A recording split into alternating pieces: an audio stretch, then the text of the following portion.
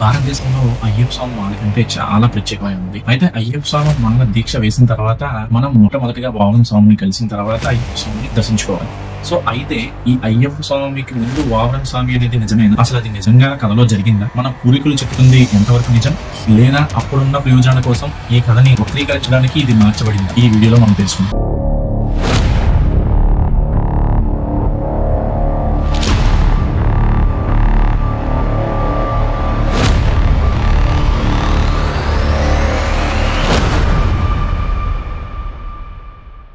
భారతదేశంలో అతి ప్రాచీన కాలం నుండి అయ్యప్ప స్వామికి ఒక ప్రత్యేకత ఉంది. ఈ అయ్యప్ప స్వామి దీక్ష ఈ 2024లో నవంబర్ 16 నుండి మకర సంక్రాంతి వరకు ప్రతి ఒక్కరు భక్తులు అక్కడికి వెళ్లి దర్శించుకుంటారు. అయితే ఈ దీక్ష చాలా కఠోర తపస్సు లాంటిది అనమాట. 41 రోజులు వేసిన ఈ దీక్ష నేల మీద పడుకొని ఉదయం అల్పాహారం, రాత్రి అల్పాహారం, మధ్యాహ్నం భిక్ష చేస్తూ ప్రతి ఒక్కరిలో దేవుణ్ణి చూస్తూ ప్రతి దేవాలయానికి ఇచ్చేసి ఆ యొక్క స్వామిని ఉదయం ఆరాధించి రాత్రి ఆరాధించి పడుకున్నా కూడా ఆ స్వామి అనేది మనసులో స్మరించుకొని చేసే అపూర్వమైన దీక్ష.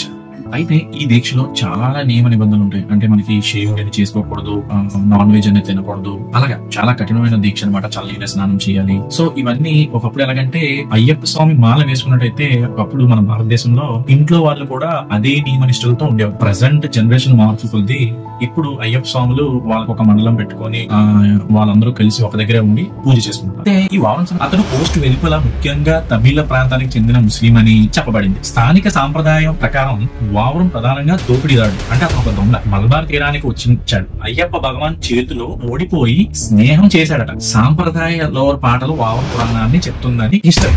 అయితే కొంతమంది ఇది కొన్ని లక్షల సంవత్సరాల ముందు జరిగిన కథ అంటారు. ఇంకొంతమంది పరిశోధన చేసిన తర్వాత ఇది అప్రాక్సిమేట్లీ 2 నుండి 3 సెంచరీ మధ్యలో జరిగిందంట. వావరం స్వామిని నమ్మడానికి అక్కడ గాని మన ఇండియా మొత్తం నమ్మడానికి ఒకే ఒక కారణం చూపెట్టింది అంటే స్వాడ్ కత్తి. ఆ కత్తిని చూపెట్టి ఈ కత్తి అప్పుడు కాలంలో ఉంది, అప్పుడు అయ్యప్ప అండ్ ఆ రాజు కింగ్ వాడారని నమ్మకంతో అయితే చెప్పారు. ముఖ్యంగా అనే వ్యక్తి ముఘల్ కమాండర్ 1677 నుండి 1684 మధ్యన చేసిన దాడి, అంటే వారిలో అక్కడున్న కేరళ ఉమయమ్మ రాణి అండ్ కొటాయం వారికి దాడి చేసి అక్కడున్న సంపదంతా సొత్తునంతా దోచుకెళ్లారు. మరి నిజంగా వావరం స్వామి అప్పటికి ఉన్నట్టయితే మరి ఇతను అక్కడికి వెళ్ళిన తర్వాత ఆ విషయం తెలిసి అతను మరి దాడి చేసి అంత దోచుకోరు కదా. సో ఇది ఒక రుజువు అక్కడ పోనీ నిజంగా వావరం స్వామి ఉన్నారు మనం అనుకున్నట్టయితే కేరళలో ముస్లింస్ ఎందుకు అయ్యప్ప స్వామి మీద దాడి జరుగుతుంది అంటే స్టోన్స్ ఇస్తున్నారు బస్సుల మీద.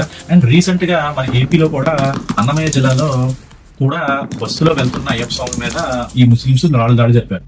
సో దీన్ని బట్టి మనం అర్థం చేసుకోవచ్చు. ఇప్పుడు వచ్చి మనకు అర్థం కాని విషయం ఏంటంటే మన భారతదేశంలో ఎక్కడోదాని కొన్ని గుడిలో దర్గాలు ఉన్నాయి. మన దేవుళ్ళు ఇస్లామిక్ వీళ్ళతో మంచి ఫ్రెండ్షిప్ ఉంది. బట్ చాలా పెద్ద డౌట్ ఏంటంటే ఏ మసీదుల్లో కూడా గుళ్ళు ఎందుకు? అప్పట్లో హిందూ గాడ్స్ ఓన్లీ ముస్లింస్ కి అయితే ఫేవరా ఏంటి? సో ఇది రాంగ్. ఇదంతా బోటం కల్పితం, పక్కా కదా. ఇది ఏంటంటే హిందువుల మనోభావాలు దెబ్బతీసేలాగా ఉంది. ఎందుకంటే ఒకప్పుడు 2nd to 3rd సెంచరీలో రూట్స్ దొరికే అన్నప్పుడు అసలు అప్పటికి ఇస్లామిక్ మతమే లేనప్పుడు ఈ స్టోరీ ఎక్కడ వచ్చింది? సో ఫైనల్ గా మనం తెలుసుకోవాల్సింది ఏంటంటే హిందూ సోదరులు గాని అయ్యప్ప మాల వేసిన వాళ్ళు గాని వావరం స్వామి అనేది బోట్, ఇది ఫైనల్ అయింది. అండ్ ఇంకో విషయం ఏంటంటే లేదు మన నమ్మకాలు మనకు ఉన్నాయి అంటే టెంపుల్కి వెళ్ళండి, అక్కడ మీరు ఏదైనా దానం ఇద్దామంటే ఇవ్వదు. ఆ స్వాడ్ చూపెట్టాలంటే ఒకటే గుర్తుంచుకోండి, కత్తి అనేది మన పూర్వీకులు ఎప్పటి నుండో యుద్ధాలకి ఆ కత్తే వాడేవారు. అంటే ఆ కత్తి అంటే అదే కాదు, వేరే ఏమైనా. సో స్వాడ్ ఒక్కటి చూపెట్టి ఇది అప్పుడు దేవుడిది, ఇప్పుడున్న రాజుది అండ్ రాజు కల్లో చెప్పాడు. ఇదంతా బోటకం. టెక్నాలజీ వచ్చి ఇంత మనకు కావాల్సిన హిస్టరీ తెలుస్తుంది ఇప్పుడే. సో దయచేసి ఇలాంటి బోటకం స్టోరీస్ కి ఇంకా ఇప్పటి నుండైనా చిక్ చెప్పండి ఇండియాలో ప్రతి ఒక్క హిందూ సహోదరులు. సో మీరు కూడా చక్కగా హిస్టరీ తెలుసుకోండి. ఇది రాంగ్ అనగానే ఫస్ట్ ఆఫ్ ఆల్ ముందు ఖండించొద్దు. అసలు ఏంటనేది తెలుసుకున్న తర్వాత మనం మాట్లాడుకుంటే బాగుంటది. ఈ స్వతంత్రం వచ్చిన తర్వాత మనకి రెండే ఏం తెలుసుకోవాలి, ఒకటి రేడియో, రెండోది మూవీస్. సో రేడియో స్టోరీస్ చెప్పడం వల్ల అండ్ మూవీస్ అది ఏంటో తెలుసుకోలేదు, హిస్టరీ తెలుసుకోలేదు. ఎందుకంటే పైనుండి బుక్ లో రాసిందే ఆ మూవీస్ లో అయినా వాళ్ళు ప్రచురించారు. ఈ వీడియో ఎలా అనిపించింది అనేది మీ మాటల్లో కామెంట్స్ లో చెప్పండి. జై హింద్.